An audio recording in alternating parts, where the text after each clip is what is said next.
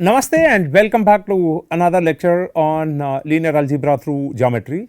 And in the last lecture we have been looking at the idea of pseudo inverse, projection matrices and so on. We looked at the pseudo inverses of certain special matrices and so on.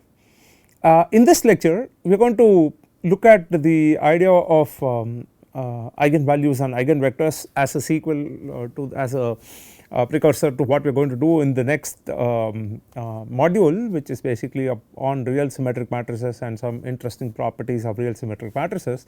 So, I just wanted to touch upon the idea of eigenvalues and eigenvectors, which we have been studying, right. In 2 dimension we have studied, 3 dimension we have studied, we have actually had an expression to find out the values in the eigenvalues and to solve for the eigenvectors and all those things we have done, but we just want to I just want to generalize that all together now, so that it is easy for us to understand the idea of eigendecomposition, diagonalization of a matrix, and then look at singular value decomposition, which is one of the future modules that we will have. So, let us get to the idea of eigenvalues and eigenvectors. This is not something new to us, we have studied. Eigenvectors are nothing but those vectors which do not undergo any kind of direction change, they only have scaling to be the effect of applying a linear transformation on those vectors. That means we were looking for this. So, let us look at this. So, the thing we are going to look at is eigenvalues and eigenvectors, and eigenvectors. So, this is what we are going to look at. Okay. So, what are eigenvalues and eigenvectors? We already know that suppose A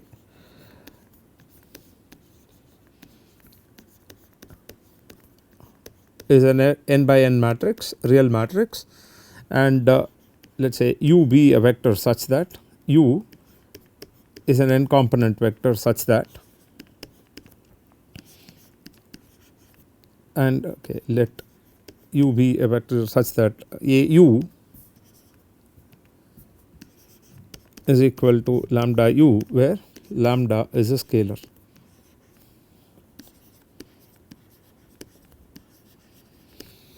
So, in this case suppose you have the matrix A, n by n matrix A, and let u be some vector, we basically look for a non-zero vector, let u be an element in Rn, and such that a u is equal to lambda u, where lambda is a scalar, then we say that u, we say the non-zero vector u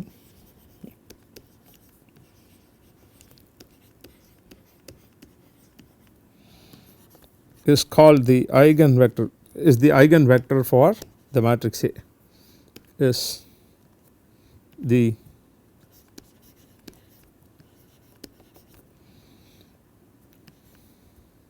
non-zero vector u is the eigenvector for A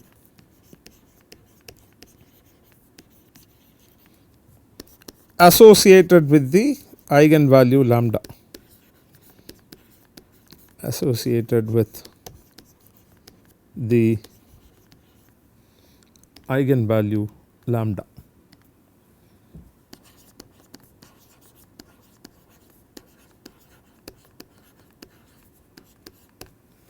Right. Now, what does this mean? This means for certain transformations you have certain vectors which do not undergo direction change. That means the effect of the matrix or the effect of the transformation on those vectors is just to scale the vector. It is just to scale the vector and it does not undergo any kind of orientation change. That means it does not undergo any direction change. And since we are looking for non-zero vector, we know how to find out this non-zero vector. We want to look at, first of all we want to find out these values, scalar values lambda, and then we want to find out the vector corresponding to each of those lambda. So, what we do is we do look at this. So, we have a u is equal to lambda u implies a u is equal to lambda I times u, where I is basically n by n identity matrix. N by n identity matrix, right. This is what we have now. So, this means we have A minus lambda I times u is equal to the 0 vector. This is basically the 0 vector, this is the vector u. Now, what are we looking for? This is basically, as we saw earlier, this is basically a homogeneous system of equations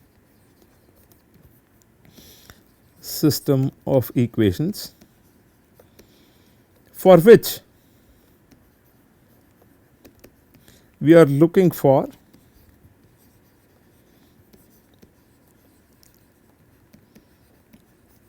a non-trivial solution, non-trivial solution, right. This is what we want. Now, the moment we say we look for a non-trivial solution, it is very clear that the matrix A minus lambda I must be a singular matrix. This means, since we are looking for, since we want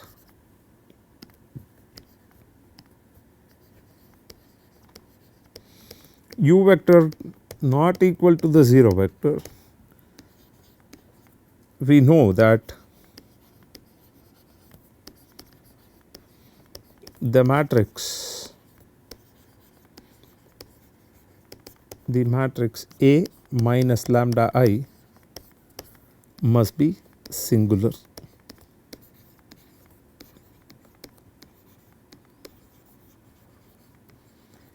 Which implies determinant of A minus lambda I is equal to 0. This is all something which we have done, we are just trying to recap this. Determinant of A minus lambda I is equal to 0, and this is what we called as the characteristic equation of A. Characteristic equation of A, and determinant of A minus lambda I, that is basically a polynomial in lambda. This is called as the characteristic polynomial of A.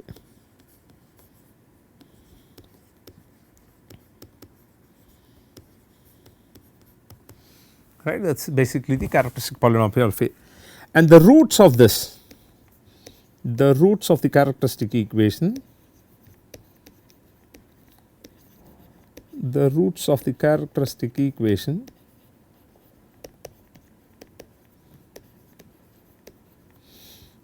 correspond to the eigenvalues.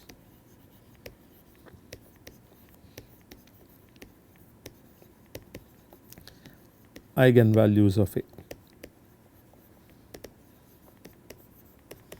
right. This is what we had. Now, suppose we have A n cross n, it can be so that the roots, so the condition is like we have real distinct roots, we can have real repeated roots,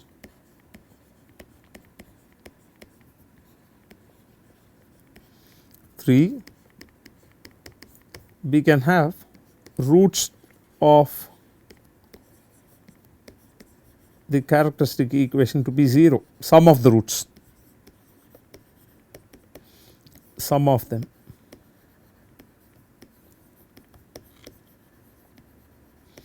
Then you can have a mixture of real and complex conjugate roots. So, you can have real roots and complex conjugate roots,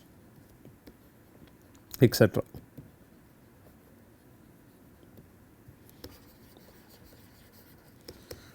Right. We can have all these things.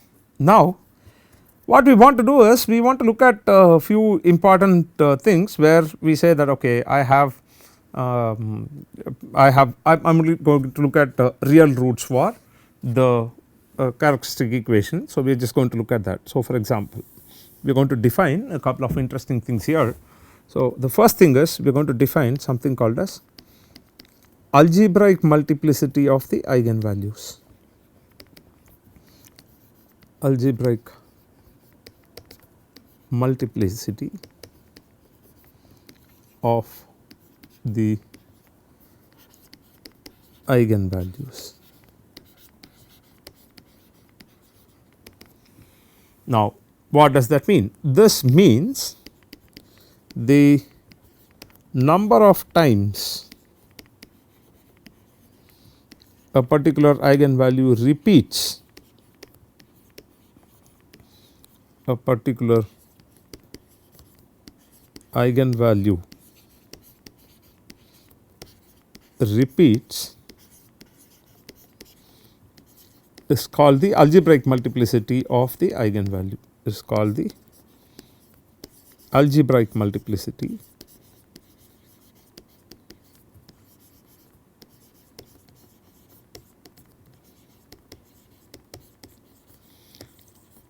of the eigenvalue.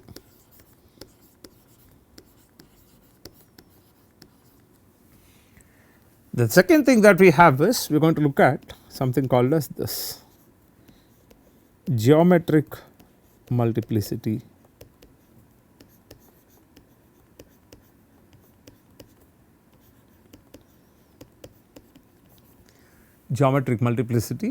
This is basically the number of linearly independent eigenvectors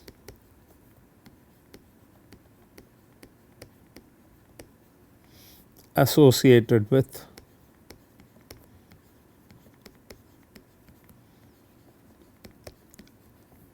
a given eigenvalue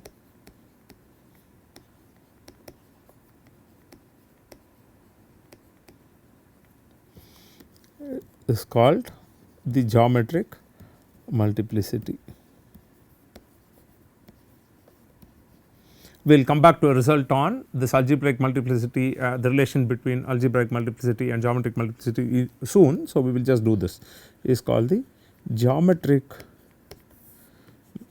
multiplicity of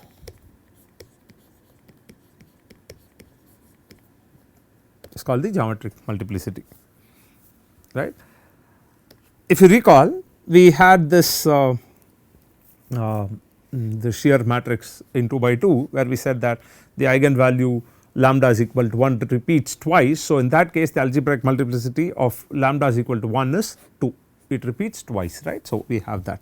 Now, why are we even looking at this eigenvalues and eigenvectors, and what is it to say 0 eigenvalue? We will look at all that now. Okay. Now, first of all, let us look at this case of eigenvalue to be equal to 0. Suppose lambda I is equal to 0. Now, what does that mean?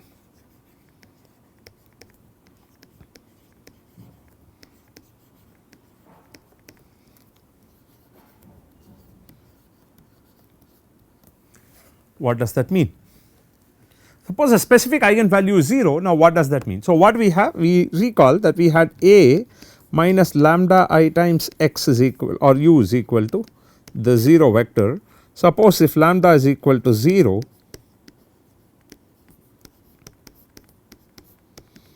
a specific lambda is 0, then what happens? Okay, lambda is equal to 0 for every, okay, so basically you put that as lambda matrix and then you say that for you solve for every lambda, you get the value of u, eigenvector associated with every eigenvalue lambda. Now, suppose if a specific lambda I is equal to 0, that means my a I is equal to, let us say a u is equal to lambda I times u, lambda I is equal to 0, this implies a u is equal to 0 itself. That means the solution to the homogeneous system of equation will correspond to the solution to the homogeneous system of equation a u is equal to 0 will correspond to the eigenvector associated with the lambda value which is equal to 0. Now, we already know that the solution to the homogeneous system of equation is a vector subspace, and we see that in this case whenever lambda is equal to 0, corresponding to lambda is equal to 0, I have a vector subspace. In fact, that gives us an idea that you associated with every eigenvalue you have a subspace, and that is what we call as the invariant subspace or the eigen subspace of the matrix A. This is yet another subspace that you can associate with the matrix A. This is not a fundamental subspace, it is only for those special classes of matrices which are the square matrices, and for that you have associated with every eigenvalue is basically a subspace, right. Now let us look at this. So, this corresponds to, so the eigenvector is basically eigenvector corresponding to lambda is equal to 0 is the solution to homogeneous system of equation AU is equal to 0, because lambda is equal to 0. This is very important understanding that we must have. The second thing that we are going to look at is, okay, I have got all the eigenvalues, I have got all the eigenvectors, now what am I going to do? So, let us look at this. Suppose A n by n has, let us say, n eigenvalues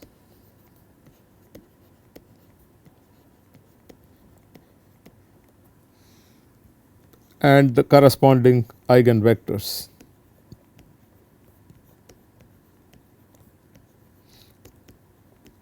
Corresponding eigenvectors. What do we mean by that? We have n of them.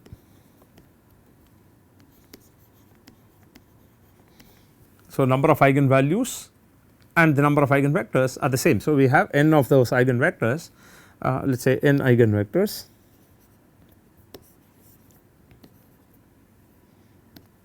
Let me say corresponding n eigenvectors. Now, what we are going to do is, I am going to do something interesting. What I am going to do? I am going to construct a matrix. We define a matrix P, we define a matrix P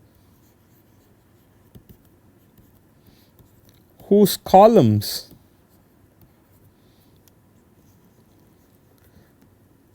contain, or whose columns are basically the eigenvectors, are the eigenvectors.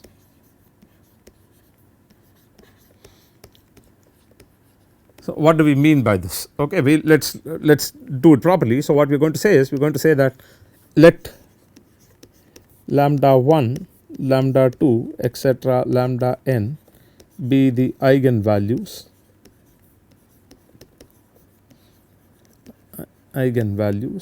and let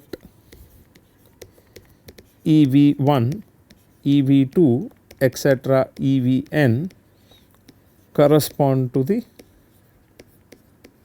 eigenvectors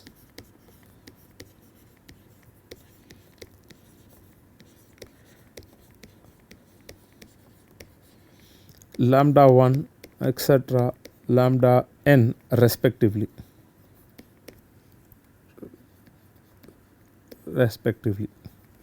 Now, what we do? So, I am going to do this, I am going to construct this matrix P. I am going to construct this matrix P, which is basically having this eigenvector 1, eigenvector 2, etc., eigenvector n. Now, what I am going to do is, I am going to look at A times P. That means the matrix A into, let us say, EV1, EV2, etc., EVn.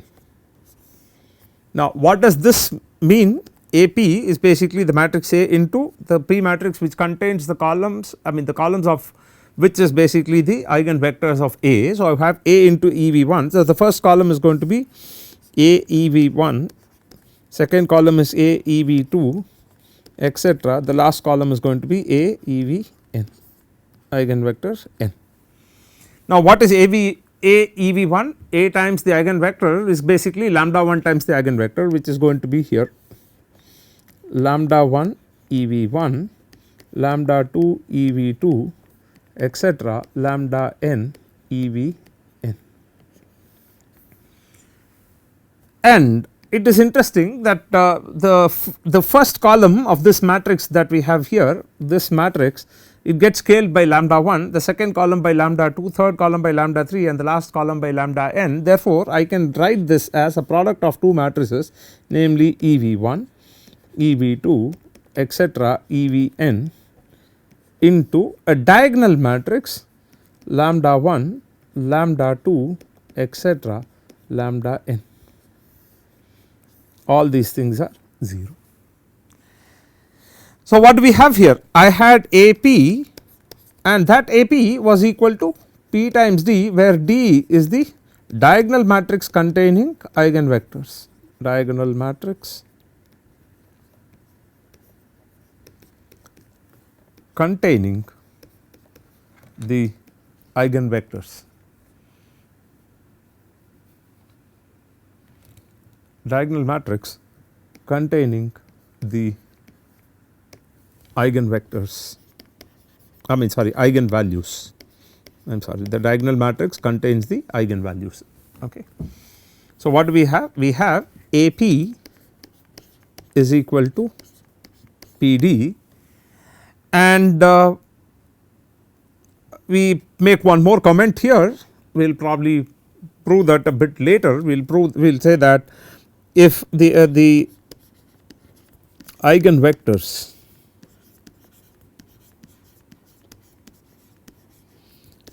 corresponding to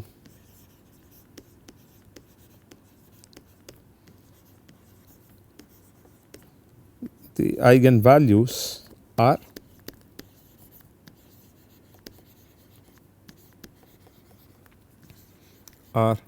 linearly independent,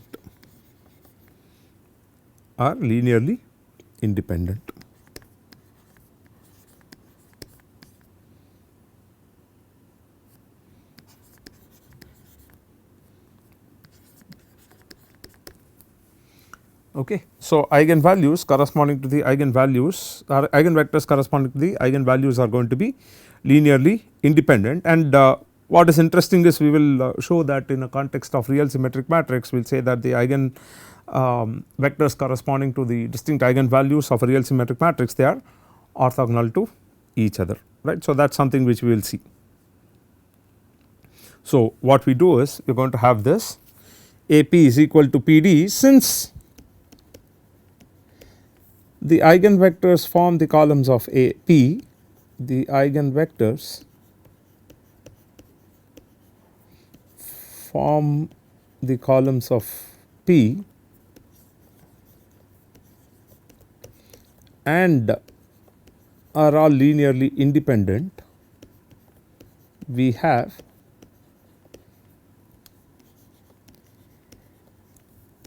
P, we have the matrix P which is invertible. We have P, okay, let us write this, the matrix P is invertible.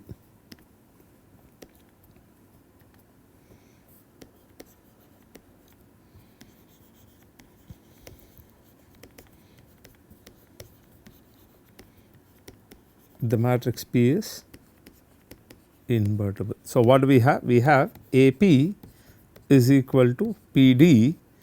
Since P is invertible, I can do this, I can write this as AP into P inverse is equal to PD into P inverse, which implies A is equal to PD P inverse, and this is what we call as the eigendecomposition of A or eigenvalue decomposition of A. And what we have is we can write this as AP is equal to PD. Now, what I can do is I can multiply P inverse to the left. So, I have P inverse AP is equal to P inverse PD. This is basically identity matrix, which implies D matrix is equal to P inverse AP, and this is basically what we call as the diagonalization of the matrix. So, what we are going to say is D is equal to P inverse AP if and only if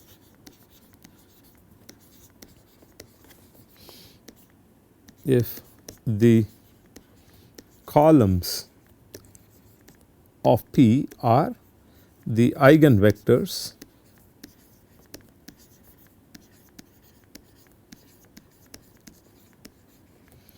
of A and the elements, the diagonal elements of D, the diagonal elements of D are the eigenvalues.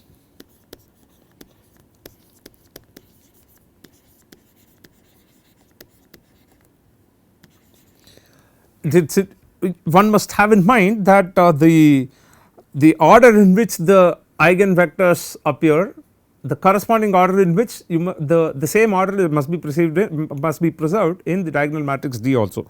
The corresponding the eigenvalues that correspond in order. So, we can't write eigenvector 1 associated with the lambda value, say lambda 1, you can't put eigenvector 1 to be the first column of the matrix P and then put the lambda to be the second, lambda 1 to be the second diagonal element. That is wrong, that cannot be done. That correspond in order to the columns of P.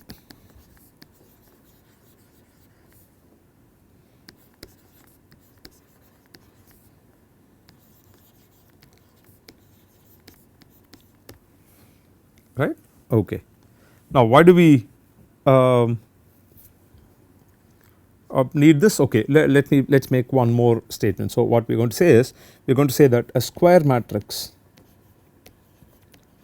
A,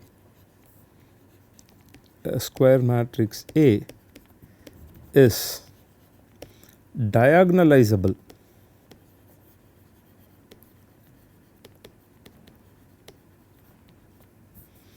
if and only if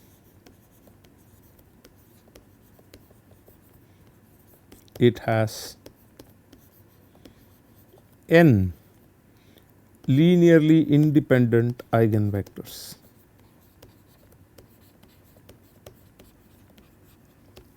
Only if this is there you can diagonalize the matrix A, right. Okay.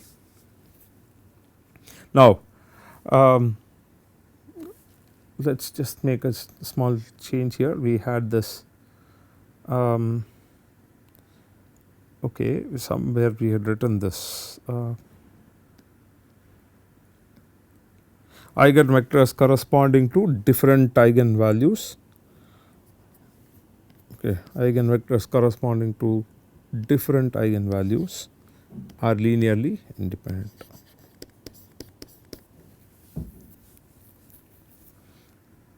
Right. Now, why do we want to look at all this? Yeah, so I will start now. Suppose A is diagonalizable,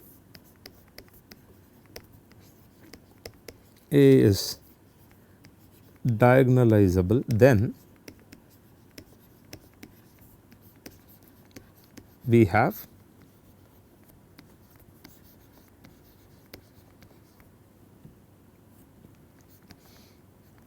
A is equal to PD P inverse and D is equal to P inverse AP, right. We have this. Now, let us look at, let us focus on this.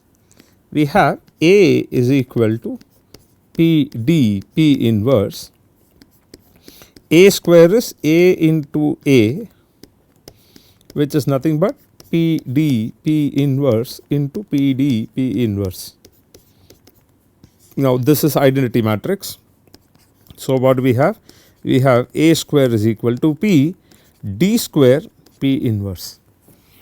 Similarly, if you want to look at A cube is nothing but A squared into A, which is nothing but P D square P inverse into P D P inverse. So, this is identity matrix. So, we have P D cube P inverse. This implies I can find the nth power of a square matrix which is diagonalizable, I can find the nth power of a diagonalizable matrix A power n, which is the nth power of the matrix A, which is diagonalizable. So, A is diagonalizable. So, we have A power n is equal to P d power n P inverse. Instead of computing this power n of a square matrix which has n squared elements, what you do is you just take the powers of individual diagonal elements corresponding to the eigenvalues of the matrix A. So, and then you have a pre multiplication by the P matrix and a post multiplication by the matrix P inverse. So, what we have is A inverse is equal A power n is equal to P d power n P inverse. This is a easier way to compute the nth power of a matrix, right, of a square matrix, and this also implies A inverse is equal to P d inverse P inverse, and provided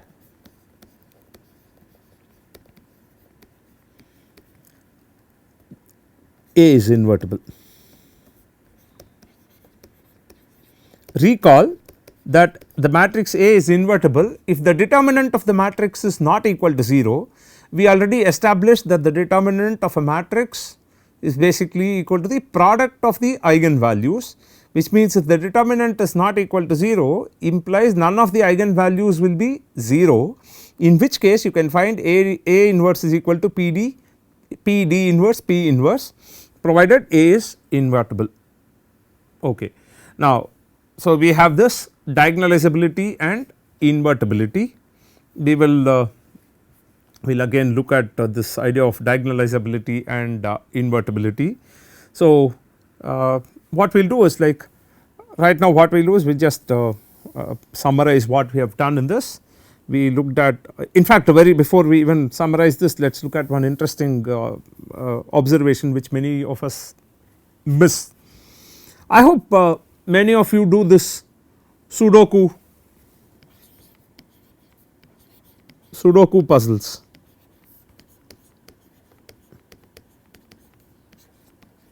Right, Sudoku puzzles where they give you this 9 by 9 matrix kind of, where you have to fill numbers from 1 to 9 and such that in those. So, basically what is this? This is basically a 9 by 9 what do you call a crossword kind of a 9 by 9 table, where each column must have only one entry. I mean, every number must appear in each column only once, every number must appear in each row only once.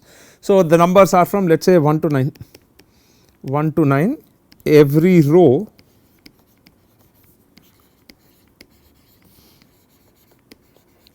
must contain numbers from 1 to 9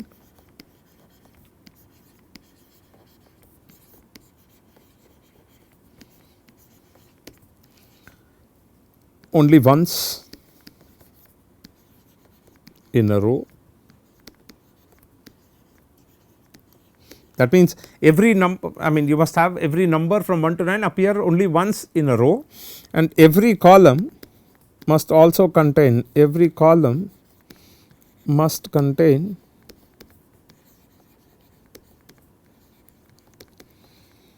numbers from 1 to 9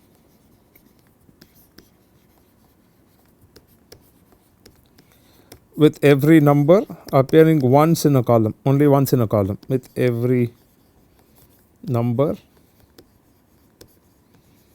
appearing only once in a column.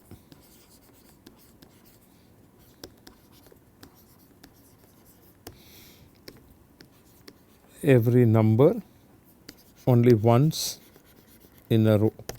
That means you cannot have two entries of the same number in the same row, two entries of the same number in the same column. So, what does that mean? This means every row in some order will contain numbers from 1 to 9, every column in some order will contain numbers from 1 to 9.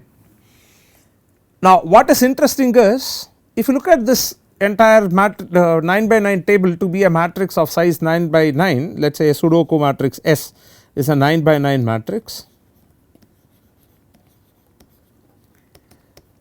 if you look at the row sum, that means I want to add every row, the entries of, I mean all the entries of the same row. So I want to find out what is the sum of each of these rows, all these 9 rows, each of these rows. If you see, each row contains numbers from 1 to 9 appearing only once, therefore every row is basically sum of numbers 1 to 9, which is equal to 45, and the second row sum is also 45. All the 9 rows, they sum to this number 45.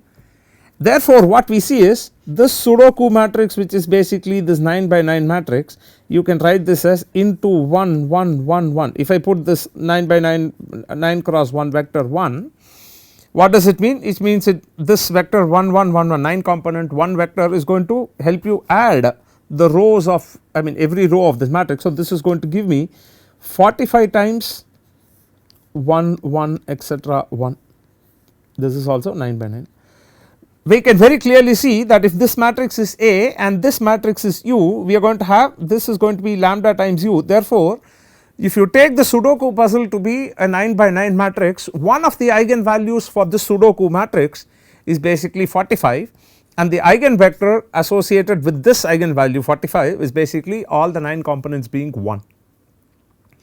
You can also see that in case of matrices with, let us say, weights between basically like your probability, like your Markov matrix and stuff, you can see that if you add the rows, they will all sum to 1, right, in which case the eigenvector is going to be all components 1 and the eigenvalue is going to be 1, the associated eigenvalue is 1. So these are some interesting stuff that you can see as far as eigenvalues and eigenvectors is concerned. So first thing that what we see that, okay, if you have a matrix A which is diagonalizable and which is also, let us say, invertible, you can have A is equal to PDP inverse, from which you can find A inverse is equal to P D inverse P inverse. Suppose the matrix A is diagonalizable, then you say A power n is nothing but P D power n P inverse. That means you just need to multiply those, take the powers of each of those n elements rather than multiplying every time. That means it saves on computation. And where do these eigenvalues and eigenvectors you see in I mean you see around? I mean the best thing is, like, you look at the Sudoku puzzles, you get this, one of the eigenvalues is. So you can basically in fact take any magic square, 3 by 3 magic square, where you have to fill numbers from, let us say, 1 to 9. The 3 by 3 matrix square, magic square, each row will sum to 15, in which case for that 3 by 3 magic square the eigenvalue will be 15 and the eigenvector will be 3 component 1 vector. So these are some interesting things about eigenvalues and eigenvectors which we normally not look into. So in this module, what we, I mean if we were to look at it, like we studied this idea of eigenvalues, eigenvectors, exponentiation, diagonalizing and all those things, and we also looked at the fact that eigenvectors corresponding to different eigenvalues of a matrix are linearly independent. The moment you say linearly independent, those eigenvectors will basically the basis for that corresponding vector space. So you have an invariant subspace to be associated with a matrix, square matrix A n by n, let us say, in which case the it could be a line passing through the origin, again a plane passing through the origin, it could be of higher any dimension. So that it is a subspace is what we had. Now where are we going from here? In the next module we will pay very specific attention to one of the most important and interesting class of matrices called the real symmetric matrices, and real symmetric matrices are I mean it appears almost everywhere. I mean if you look at your statistics and stuff, you see the covariance, variance covariance matrix is basically a real symmetric matrix, you will see that. And real symmetric matrices have very interesting properties as far as eigenvalues and eigenvectors are concerned. We will show that the eigenvectors corresponding to distinct eigenvalues of a real symmetric matrix, they are orthogonal to each other, which means they will form a basis for your column space of A, matrix A. Once that is done, we will see something more. What is interesting is we will look at interpreting what a matrix A, a square matrix A, does to a vector. See, all that we have been doing till now is I have a matrix A, I have a linear transformation A which is going to transform a vector x to give me a B. Mathematically I can understand that it is going to multiply a set of numbers, add a set of numbers and going to give me the different components of the corresponding B vector. But unless I understand what it physically means, what it geometrically means, it does not really make sense to us. So what we will do is, in the next module we will focus very specifically on real symmetric matrices and try to understand what is the effect of transforming. I mean, geometrically what is it to say that look, this vector x gets transformed that by that real symmetric matrix, let us say A, to get you a vector B, and that will form your basis, or that will form the foundations for our singular value decomposition, which we will see in subsequent modules. So what we will do is, in the next module, so in the current module what have we covered? We have spoken at elaborate length about pseudo inverse, how do you know whether a system of equations is consistent or not. We looked at the way in which we can check for the consistency, and then we looked at pseudo inverse, we looked at the idea of projecting a vector which is not in the column space of the matrix to the column space, and then finding what you call as the optimal solution for this representative guy of that vector B in the column space of A. And then we looked at the idea of projection matrices, the properties of projection matrices, projections onto planes spanned by orthogonal vectors, and then we looked at properties of pseudo inverse of certain special matrices.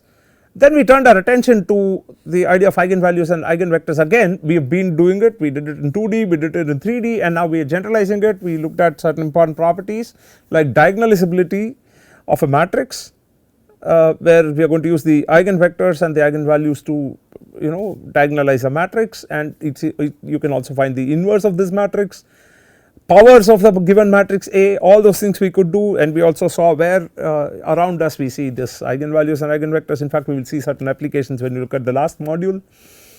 And so with that, this module ends, and in the next module we are going to look at a special class of matrices called the real symmetric matrices. If you had seen when we computed the pseudo inverse, we had this A transpose A matrix which is coming into picture, which was basically a real symmetric matrix. We had this matrix AA transpose, which was again a real symmetric matrix. So we are going to study the properties of real symmetric matrices, eigenvalues, eigenvectors associated with real symmetric matrices, and then we are going to look at quadratic forms. We will be looking at all those in the next module. Namaste. Thank you.